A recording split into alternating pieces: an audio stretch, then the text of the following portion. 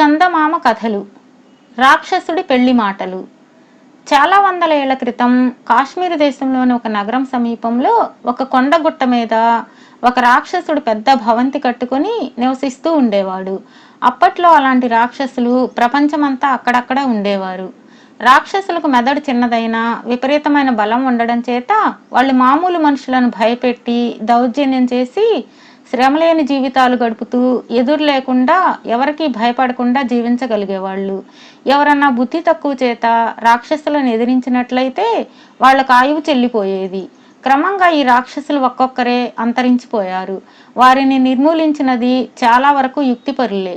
ఈ కాశ్మీరు రాక్షసుడు దౌర్జన్యంతో చుట్టుపక్కల వాళ్లను బెదిరించి దోచి అంతులేని బంగారము వస్తువులు సంపాదించాడు. ఈ రాక్షసుడు లోకులను కొల్లగొట్టినా అప్పుడప్పుడు మనుషులను చంపినా నగరవాసులకు అంత బాధ కలగలేదు. కానీ వాడు ఉన్నట్టుండి నగరంలోకి వచ్చి మీ అమ్మాయిని నాకు ఇచ్చి పెళ్లి చేయండి అని ఎవరినో ఒకరిని కోరేవాడు. ఇవ్వమనడానికి లేక పెళ్లి చేస్తే ఆ పెళ్ళం ఎంతో కాలం బతికేది కాదు. రాక్షసుడు మరొక పెళ్ళం కోసం వచ్చేవాడు. ఇది నగరంలో వాళ్లకు, అందులోనూ ప్రత్యేకించి పెళ్లి కాని కన్యలకు పెద్ద పీడ అయి కూర్చున్నది. ఈ విధంగా 24 భార్యలను పోగొట్టుకున్న అనంతరం రాక్షసుడు 25వ పెళ్లాడగోరి నగరానికి బయలుదేరాడు. ఒక పేద రైతు పొలంలో పనిచేసుకుంటున్నాడు. రాక్షసుడు ఆ రైతుని సమీపించి నాకు మీ అమ్మాయినిచ్చి పెళ్లి చెయ్యి అన్నాడు. రైతుకు మతిపోయింది. అతనికి మల్లిక అనే ఒక కూతురు ఉన్నది. ఆ పిల్లకు పెళ్ళీడు వచ్చి కొంతకాలమైంది. కానీ పేదవాడు కావడం చేత తండ్రి మల్లికకు ఇప్పటిదాకా పెళ్లి చేయలేకపోయాడు. నేను ఎల్లుండి రాత్రి మీ ఇంటికి భోజనానికి వస్తున్నాను, అప్పుడు పెళ్లి మాటలు మాట్లాడుకుందాం అని చెప్పి రాక్షసుడు తన ఇంటికి వెళ్ళిపోయాడు. రైతు ఇంటికి వచ్చి రాక్షసుడు అన్నది చెప్పినప్పుడు మల్లిక ఏమాత్రమూ కలవరపడలేదు. నేను చెప్పినట్లు చేసి అనమన్నట్లు అను, రాక్షసుడు మన సంబంధం వదులుకోవచ్చు. ఒకవేళ వదులుకోకపోయినా నీ దరిద్రం తీరిపోవడం మాత్రం ఖాయం అన్నది ఆమె తండ్రితో. మల్లిక సలహా పైన ఆమె తండ్రి తన దగ్గర ఉన్న డబ్బంతా ఖర్చు చేసి బోలెడన్ని వంట కుందేళ్లను, ఒక పీపా ద్రాక్షసారాయిని సంపాదించాడు. మల్లిక ఇరుగు పొరుగు ఇళ్లకు వెళ్ళి వందల కొద్దీ నేత బట్టలను అరువు తెచ్చి వాటిని గోడల వెంబడి అరలలో పేర్చిపెట్టింది. రాక్షసుడు భోజనానికి వచ్చే రోజున పెద్ద అండా నిండా కుందేళ్ల మాంసం ఎగురు రుచిగా చేసింది.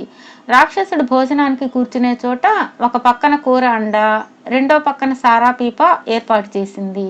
రాక్షసుడు వచ్చాడు, భోజనానికి కూర్చున్నాడు. కూర దివ్యంగా ఉన్నది. నా కోసం పాపం మీరు చాలా ఖర్చు పెట్టి ఉండాలి.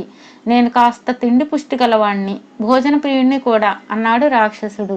దానిదే ముందులండి, ఎలుకలున్నంత కాలము ఖర్చేముంటుంది, ఎలుకలు చాలకపోతే పిండి కొంచెం జాస్తి చేస్తే సరిపోయే అన్నది మల్లిక. ఎలుకలతో ఇంత రుచిగా ఉండావా? నేను కట్టుకున్న తప్పుడు ముండల్లో ఒక్కటి కూడా ఎలుకలను వండిన పాపాను పోలేదంటే నమ్ము అన్నాడు రాక్షసుడు. తన కాబోయే భార్య పొదుపును మనసులో మెచ్చుకుంటూ వాడు పైకి నీకు నేత కూడా వచ్చుననుకుంటాను అన్నాడు. మల్లిక తన చేతిగొడ్డు పట్టుకున్న చెయ్యి బారచాచి ఇదంతా నేను కిందటి నెల వడికినదే అని చెప్పింది. ఆమె చెయ్యి చుట్టూ అమర్చిన బట్టల దొంతర్లకేసి చాచి ఉండడం చేత ఆ బట్టలన్నీ మల్లికే వడికి నేసిందనుకున్నాడు రాక్షసుడు. వాడికి మల్లిక మీద కలిగిన సద్భావం రెట్టింపయింది.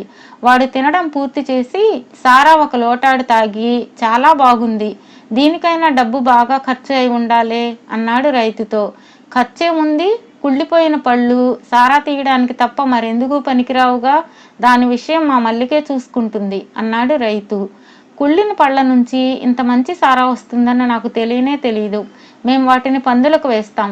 మల్లిక కాపురానికి వచ్చాక ఆ పద్ధతి మార్పించేస్తాను. మీరు కట్నం ఏ పాట ఇవ్వబోతున్నారు అన్నాడు రాక్షసుడు. మల్లికే పెద్ద కట్నం, ఇంకా వేరే కట్నం కూడానా? అది కాపురానికి వెళ్ళిపోతే నాకు చాలా నష్టం వస్తుంది. అందుచేత దాన్ని చేసుకోబోయేవాడు నాకే పెద్ద మొత్తం ఇవ్వవలసి ఉంటుంది. ఈ ఊరు పెద్ద షావుకారు భార్య పోయింది కదా, మళ్ళీ పెళ్లి చేసుకుందామన్న ఆలోచనలో ఉన్నాడు. మల్లికనిస్తే కోరినంత ఇస్తానని అక్కడ ఇక్కడ అన్నాడు కూడాను అన్నాడు రైతు. రాక్షసుడికి కోపం వచ్చి నాతోనే అంటున్నావా ఈ మాట? నేను నీ కూతుర్ని బలవంతాన ఎత్తుకుపోయి పెళ్ళాడితే నన్ను నువ్వు ఆపగలవా చెప్పు అన్నాడు. అంటే మీకు మల్లిక సంగతి ఏమీ తెలియదన్నమాట. అది మహా మకురు మనిషి. మొండికేసిందంటే ముక్కలు ముక్కలుగా నరికినా సరే ఏ పని చేయదు. మంచిగా దాని చేత పనులు చేయించుకోవాల్సిందే గాని అన్నాడు రైతు. సరే సరే అంటూ రాక్షసుడు తాను రైతుకి ఇవ్వాలనుకున్న మొత్తం చెప్పాడు. చాలదు, దానికి రెండింతలైతేనే పని జరుగుతుంది అన్నాడు రైతు. రాక్షసుడు ఆలోచించాడు. మల్లిక కోసం తాను ఇచ్చేది తిండి కింద తాగుడు కింద త్వరలోనే ఆదా అయిపోతుంది, ఎంత ఇచ్చినా నష్టం ఉండదు. ఇలా అనుకుని రాక్షసుడు తాను మొదట ఇస్తానన్నదానికి రైతు అడిగిన దానికి మధ్యగా ఇంకో మొత్తం చెప్పాడు. రైతు రాజీపడి ఒప్పుకున్నాడు. అతని యావజ్జీవము సుఖంగా బతకడానికి ఆ డబ్బు సరిపోతుంది. సరే, రేపు ఆ డబ్బు తెచ్చి ఇచ్చి మల్లికతో మాట్లాడండి, అది ఇప్పుడు పడుకొని నిద్రపోతున్నది అన్నాడు రైతు. మర్నాడు ఉదయం రాక్షసుడు సంచిలో డబ్బు తెచ్చి రైతుకు ఇచ్చాడు. మల్లిక వాడితో మాట్లాడుతూ, నన్ను పెళ్లి చేసుకునేవాడు నా కోరికలు 2 చెల్లించాలి. కాపురం పొదుపుగా జరగలందులకు నాకొక కొత్త ఇల్లు నేను చెప్పిన మోస్తరుగా కట్టించి ఇవ్వాలి. రెండోదేమంటే ముసలమ్మ బాతుల ఈకలు పీకేటప్పుడు తాజా ఈకలతో నాకొక పరుపు తయారు కావాలి.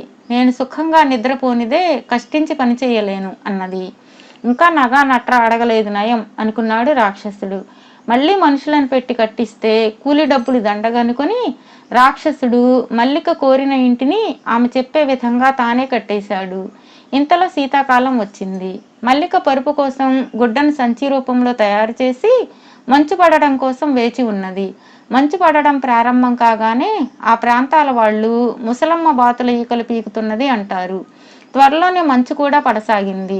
బాతు ఈకలు రాలుతున్నాయి. ఏరుదువుగానిరా అని మల్లిక రాక్షసుడికి కబురు చేసింది. వాడు వచ్చి మంచు పడుతుండటం చూసి ఎలా ఏరటం అన్నాడు. మందమతి, పార తీసుకొచ్చి ఈకలు ఎత్తి నా సంచిలో వేయి అన్నది మల్లిక. రాక్షసుడు మంచును పారతో ఎత్తి పరుపు సంచిలో వేస్తుంటే సగానికి సగం అప్పటికప్పుడే కరిగిపోతూ వచ్చింది. ఎలాగైతేనేం సాయంకాలం అయ్యేటప్పటికి సంచి నిండింది. మల్లిక సంచి మూతి కట్టేసి ఆ మంచు పరుపు మీద దుప్పట్లు పరిచి, ఈ రాత్రికి దీని మీదనే పడుకొని ఎంత సుఖంగా ఉంటుందో చూడు, రేపు మనం పెళ్ళాడేద్దాం అన్నది. అలిసి ఉన్న రాక్షసుడు ఆ మంచు పరుపు మీద పడుకున్నాడు. వాడు ఎంత ప్రయత్నించినా ఒంటికి వెచ్చతనం మటుకు కలగలేదు.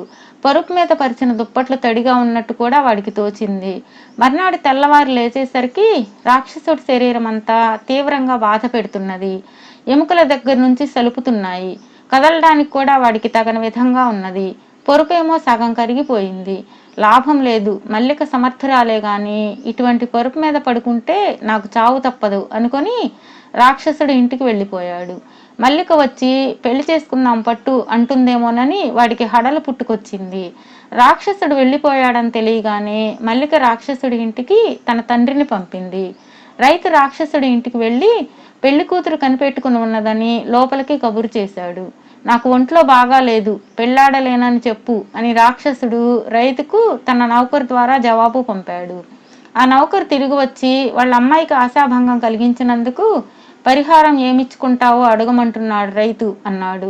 కట్నం ముందుగానే ఇస్తిని కదా, ఈకల పొరుపిస్తుని, ఇంకేం కావాలిట అన్నాడు రాక్షసుడు.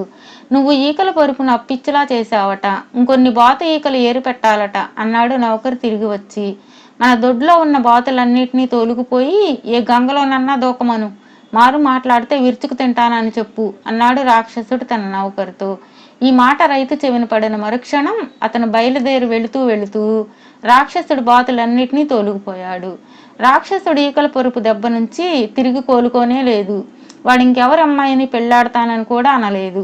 మల్లిక మాత్రం రాక్షసుడి డబ్బుతో స్థితిమంతురాలై తనకు తగిన భర్తను సంపాదించుకొని సుఖంగా జీవించింది.